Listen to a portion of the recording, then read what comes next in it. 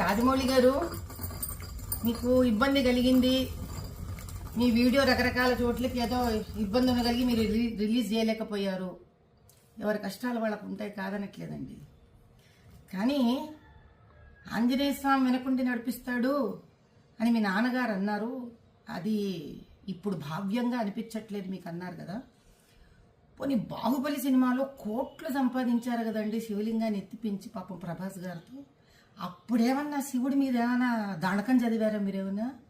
ఏ శివాలయానికి ఏమన్నా దాన ధర్మాలు చేశారా? ఆ రోజు చేసింది లేదు, ఈ రోజు తిట్టుకోవడం ఎందుకండి ఆంజనేయ స్వామిని చెప్పండి. కుల వృత్తిలో వ్యక్తులు అంటే కుమ్మరివాడు ఆ కుమ్మరి వస్తువులని, కంసాలివాడు తన కంసాలి వస్తువుని, డాక్టర్ తాను సర్జరీలో వాడే సర్జరీ వస్తువులని, వీటిలన్నిటినీ దైవంగా భావిస్తారండి. భగవంతుడు డబ్బు సంపాదనకి వాడుకోండి, కాదనట్లేదు.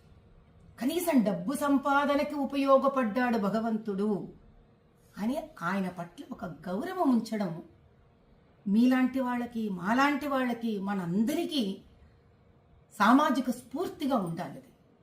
ఎందుకంటే ప్రజలు మనని చూసి మన మాట విని చైతన్యవంతమవుతారు. అంత బేలలాగా మీరు ఎవరో ఏదో షాట్లు మీకు కొట్టేశారు కాబట్టి మీకు ఆంజనేయ స్వామి వెనక లేడని మీరు భావించడం, ఆ తర్వాత వెంటనే సమస్య తీరిపోగానే చిన్నపిల్లలాగా వేసేసుకోవడం, ఇంకా నిలకడెక్కడుంది రాజమౌళి గారు మీ అంత పెద్ద మనిషికి కూడా?